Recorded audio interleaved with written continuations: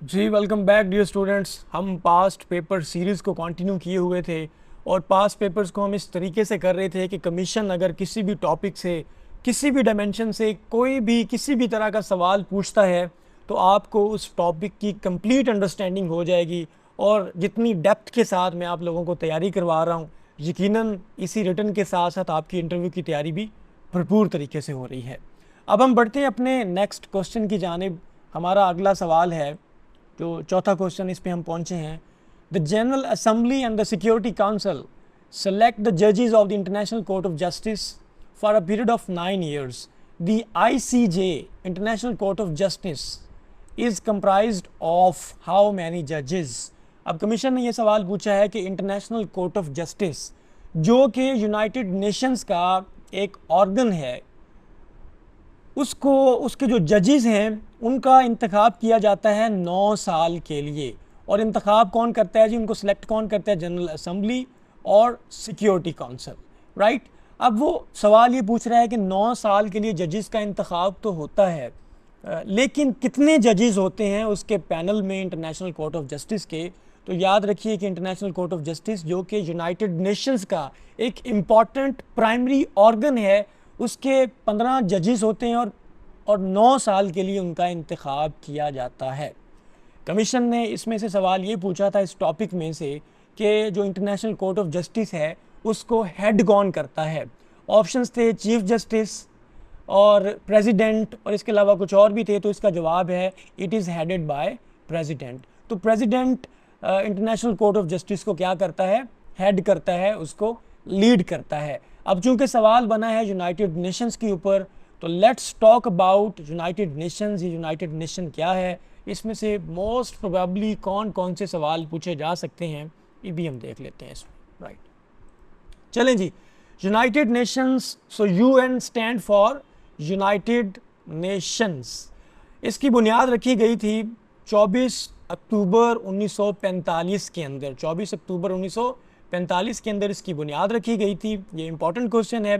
फिर कमीशन ने ये सवाल पूछा हुआ है कि इसका चार्टर जो है, चार्टर किसे बोलते हैं? एक्चुअली एग्रीमेंट को बोलते हैं, जो फाइनल स्टेटमेंट होती है सबकी, उसको बोलते हैं।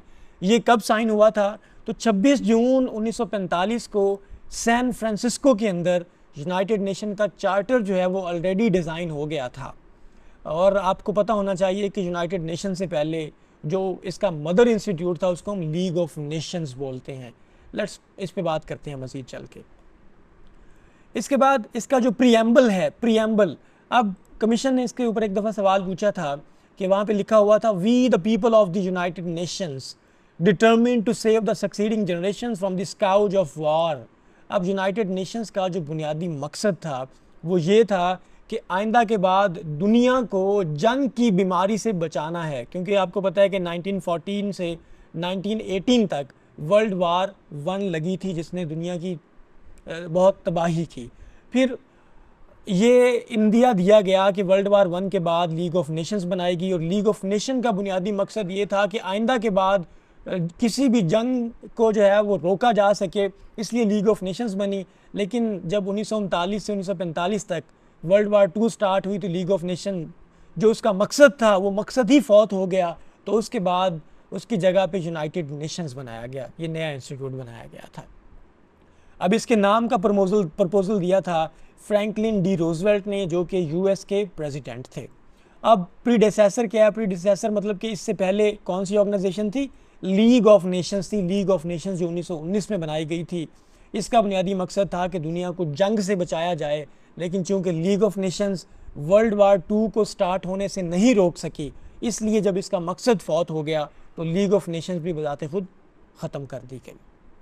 अब अटलांटिक चार्टर पे क्वेश्चन आता है। अटलांटिक चार्टर क्या था?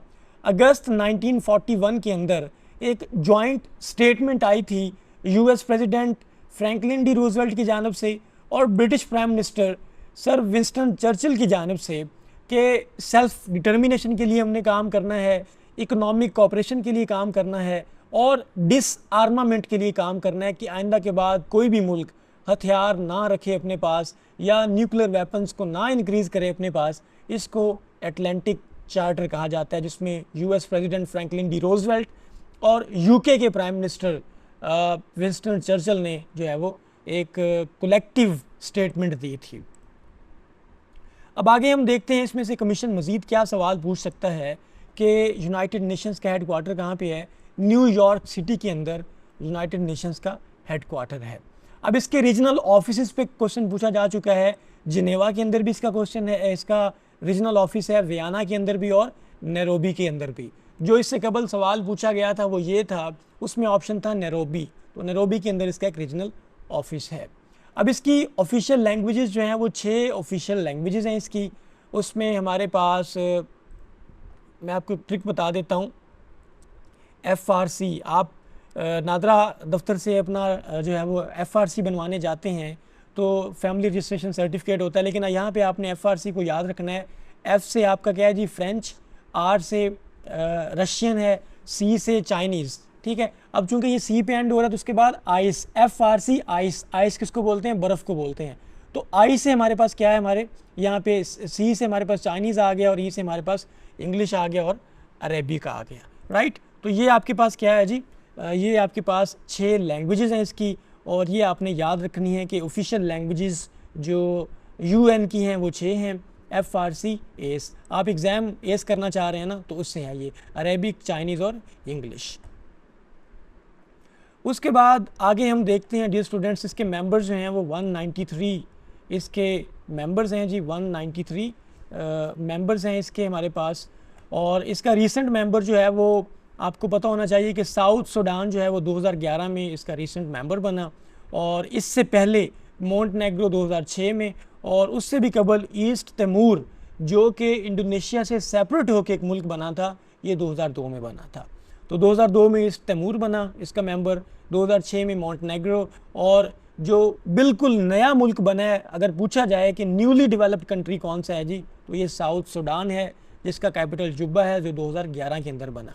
यहाँ पे चूँकि क्रिश्चियंस की एक बहुत बड़ी पॉपुलेशन थी, इसलिए क्रिश्चियन कम्युनिटी की हेल्प से, यूरोप की हेल्प से इन्होंने सूडान को 2 हिस्सों में तकसीम कर दिया और साउथ सूडान जो है वो दूसरा मुल्क बन गया, और जो वैसे सूडान है उसका कैपिटल खर्तूम है, राइट जी। तो ये हमारे पास UN के बारे में कुछ इंपॉर्टेंट चीज़ें थी। अब प्रिंसिपल ऑर्गन्स आ गए। एक दफ़ा मुझसे भी इंटरव्यू के अंदर क्वेश्चन पूछा गया था कि यूनाइटेड नेशंस के जो मेन ऑर्गन्स हैं, प्रिंसिपल ऑर्गन्स हैं, उनके नाम बताएं। तो याद रखिए इसका सबसे पहला ऑर्गन है जी जनरल असम्बली। जनरल असम्बली जो है इसको दुनिया की पार्लियामेंट भी कहा जाता है, वर्ल्ड की पार्लियामेंट भी कहा जाता है जनरल असम्बली को, क्योंकि तकरीबन सारे कंट्रीज़ जो हैं वो इसका पार्ट होते हैं जनरल असम्बली का। फिर उसके बाद सेकंड ऑर्गन हमारे पास है सिक्योरिटी काउंसिल। सिक्योरिटी काउंसिल, अब इसमें बेसिकली 15 मेंबर्स हैं, जिसमें 5 परमानेंट मेंबर्स हैं। इनमें हर एक के पास वीटो पावर मौजूद होती है, 5 परमानेंट मेंबर्स के पास, जिनको P5 बोलते हैं। United states, United kingdom, France, Russia और चाइना, ये P5 जो हैं इनके पास क्या है जी, इनके पास वीटो पावर है, ये परमानेंट मेंबर्स हैं। इसके बाद 10 नॉन परमानेंट मेंबर्स हैं जो कि 2 साल के लिए सेलेक्ट किए जाते हैं जनरल असम्बली की तरफ से, राइट जी। तो 10 नॉन परमानेंट मेंबर्स हैं जो कि 2 साल के लिए सेलेक्ट होते हैं। उसके बाद इकोनॉमिक एंड सोशल काउंसिल है, जिसके 54 मेंबर्स हैं। इसको 3 साल के लिए जो है वो किया जाता है सिलेक्ट, इस पे सवाल नहीं पूछा गया कभी इतना।